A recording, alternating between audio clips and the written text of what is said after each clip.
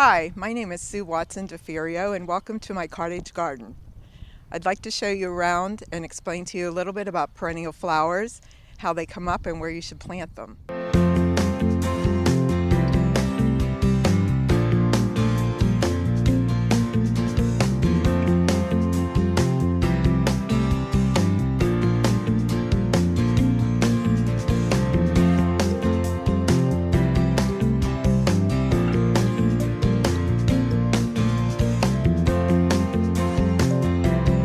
In English or cottage garden, you have many different varieties of plants growing, and they're not placed in a specific order.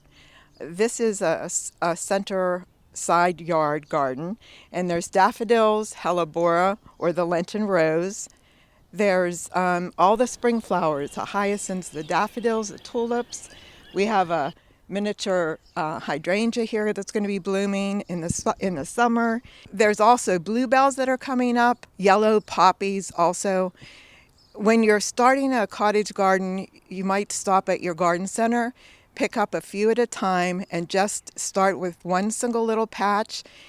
It's good sometimes to buy 3 of each plant and set them around.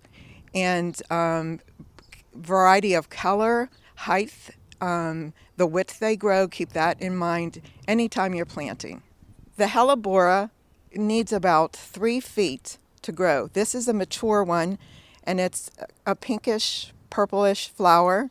These are part of an evergreen family, and it stays green all winter long and starts blooming in mid-March.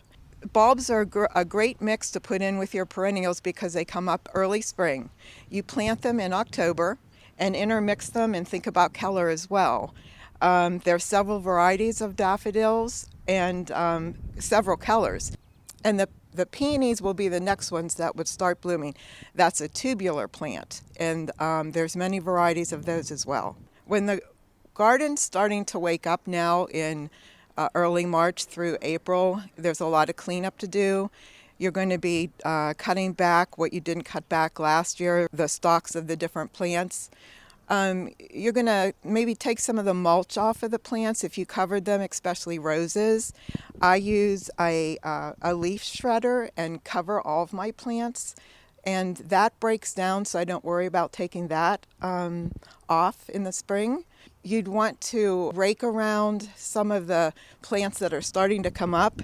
Maybe take the leaves around, like this one specifically. I left on some of the stalks will need to be broken off, the leaves taken away, and that'll come up real nice. Some of the stalks on the plants, after they bloom in the summer, you want to leave on the cone flowers, some of the bee balm, because the birds will eat the seeds of those through the winter. And then now, at this time of year, like I said, you'd want to take those off because the new growth is coming up. This part of the garden is the vegetable garden. I have it bordered by the Japanese peonies, which are just starting to bud. And in the center of the vegetable garden is a fig tree that's buried currently. Fig trees do not winter over up in our climate, so I dig a hole and fill it with leaves, bind it up with twine, and bury it, literally. Cover it with dirt, cover it with hay, and then I have a tarp over top of that, which is covered with more leaves to keep it from freezing. Now, once the freeze is over, there's no frost. Early May, I will be lifting it out, taking all the debris off of it, and it comes out and it's terrible looking with dirt all over it.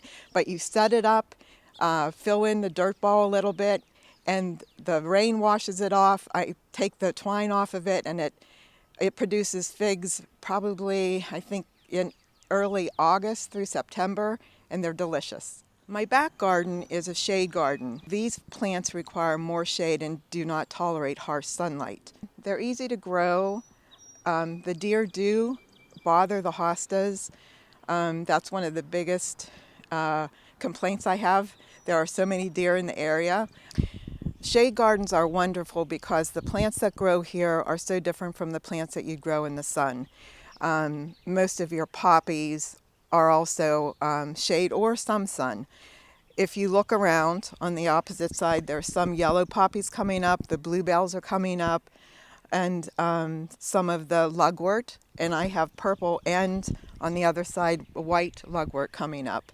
When you're selecting a plant from a garden center, you want to read the label and make sure you know in your yard where you're going to place it.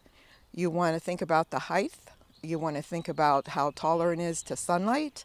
You want to have a variety in your garden, and